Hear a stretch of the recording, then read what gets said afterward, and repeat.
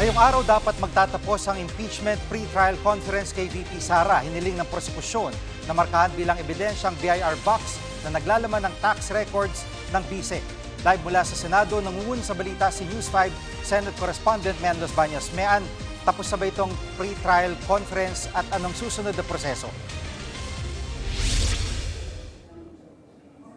Jiggy, sakto itong live ko sa'yo ngayong hapon dahil 5:35 p.m. ay dineklarang tapos na itong pre-trial conference o yung pagmamarka ng mga ebidensya o ng mga dokumento na posible at pwedeng gamiting ebidensya sa impeachment trial ni Vice President Sara Duterte.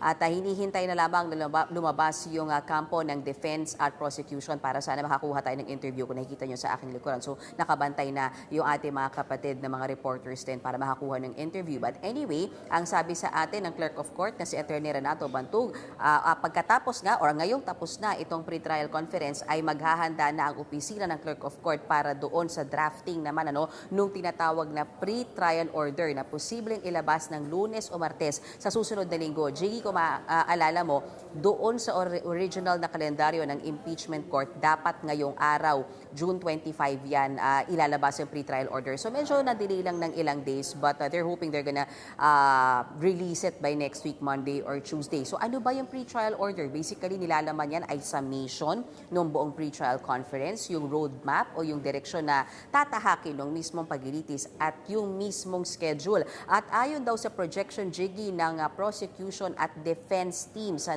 posibleng umabot ng 92 trial days. Yan daw ang kakailanganing dami ng araw para mapresenta lahat ng witness at lahat ng ebidensya kasama na yung pag-cross-examine ng depensa sa mga witness para sa buong impeachment trial.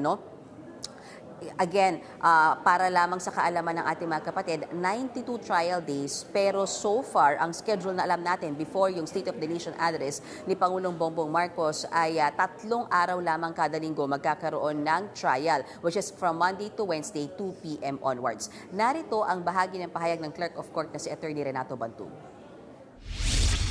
The prosecution initially stated that it will take them 62 trial days to finish the completion of their presentation of evidence. And the defense said that it will take them 30 trial days. If you add 62 and 30, that's 92 trial dates, presentation period. That's their projection. That's the projection of the trial days that they need in order to complete the presentation. At Mean, so binibilang ko kung 92 trial days, mga bandang September, sinasabi ni Sec. Gen. Bantug ay tapos na ito. At dito ba sa July 6 ay masisimulan to ng on time at dadalawa raw ba si VP Sara?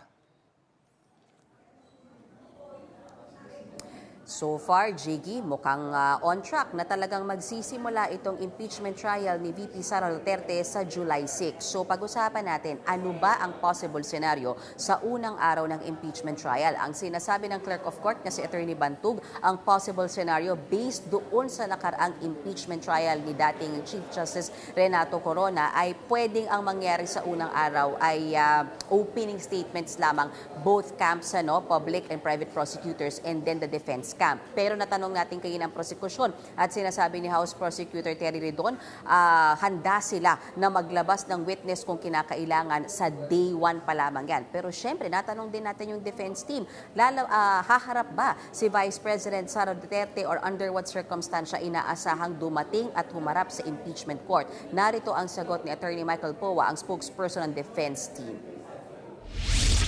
Will be part of the legal strategy, which obviously we will not disclose.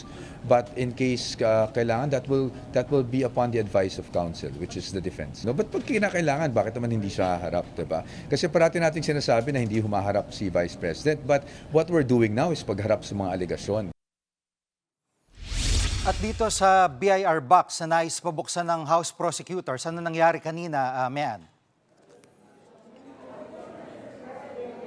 Jiggy, kasi yung manifestation na ipinasa ng prosekusyon, kahapon lang yan. So ang update sa atin ni Attorney Bantug kanina, ang nangyayari pa lang ay naipaabot na yung manifestation o yung request ng prosekusyon na pabuksan yung BIR box sa mga senator judge. But up until this time, walang naging malinaw o walang desisyon yung impeachment court kung pabubuksan ba or papayagang buksan yung BIR box na yan. So bago natapos yung pre-trial conference, nakausap nga natin si House Prosecutor Terry Ridon at sabi niya, though kailangan nating tanungin kung nangyari nga yun, pero kanina sabi nila, igigiit nila na kung hindi mabubuksan yung BIR box ay pamarkahan at least the box itself, yung selyadong box. Dahil sigurado naman daw sila na ang laman yan ay tax records ni VP Sara at ng kanyang asawang si Attorney Manscarpio. Naniniwala sila House Prosecutor doon na mahalaga na mamarkahan at mai-offer as evidence itong laman ng BIR box dahil dyan daw makikita yung yaman at yung assets ni VP Sara Duterte. Narito ang bahagi ng pahayag ni House Prosecutor Congressman Terry Ridon.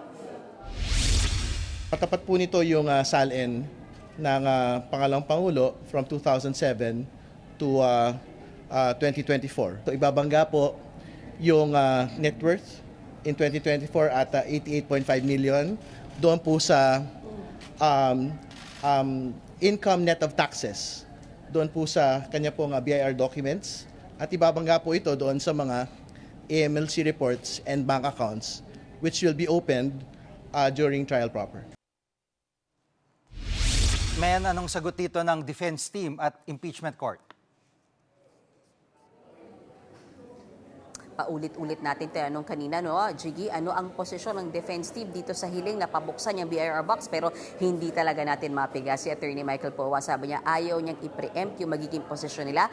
Anyway, bukas daw sila nakatakdang mag-submit ng komento sa impeachment court. Pero kung tutuusin, Jiggy, hindi sila nire-require ng impeachment court na mag-submit ng komento dyan sa manifestation o sa hiling na pabuksan yung BIR box. Pero minabuti daw ng defense team na magbigay pa rin ng komento na bahala na yung impeachment court na mag-appreciate nung kung ano man yung sasabihin o posisyon nila dyan. Habang, yun nga, ang sinasabi, hihintayin na lamang kung ano magiging posisyon dyan pagdating mismo nung trial proper. Pero ang sinasabi ni Attorney Bantug, ayaw niyang pangunahan kung ano ang magiging desisyon ng senator judges. At the end of the day, Jiggy, ang impeachment court ang tanging may kapangyarihang magdesisyon kung pabubuksan yung BIR box na yan at ang pinakamahalaga, kung papayagan nilang gamitin na ebidensya yan sa impeachment trial ni VP Sara Duterte. Jiggy. At ito nga binabanggit ni Congressman Ridon na dapat isama yung SALN ay anong reaksyon dito ng defense team?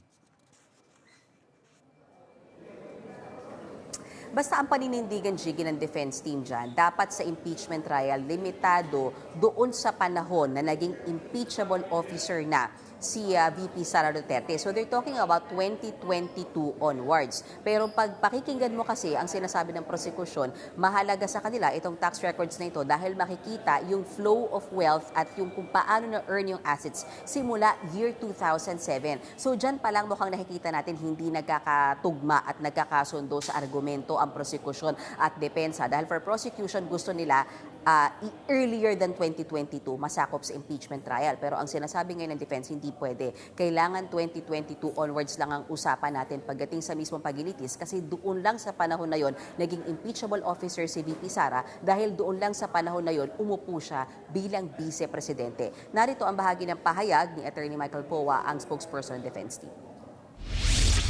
Ang saklaw ng impeachable offenses ay yung offenses lamang na allegedly nangyari o nasagawa while the public official is occupying an impeachable office. Okay.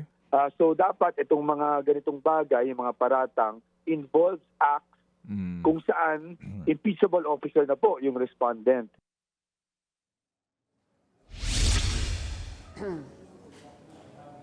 Okay, so Jiggy, yan muna ang latest mula dito sa Senado. Balik sa'yo. Yan ang ulat ni Men Los Baños, live mula sa Senado. Mga kapatid, Jiggy Manikad po, pagdating sa mahalagang balita sa loob at labas ng bansa, dapat una sa lahat, mag-follow at mag-subscribe na sa social media pages ng News 5.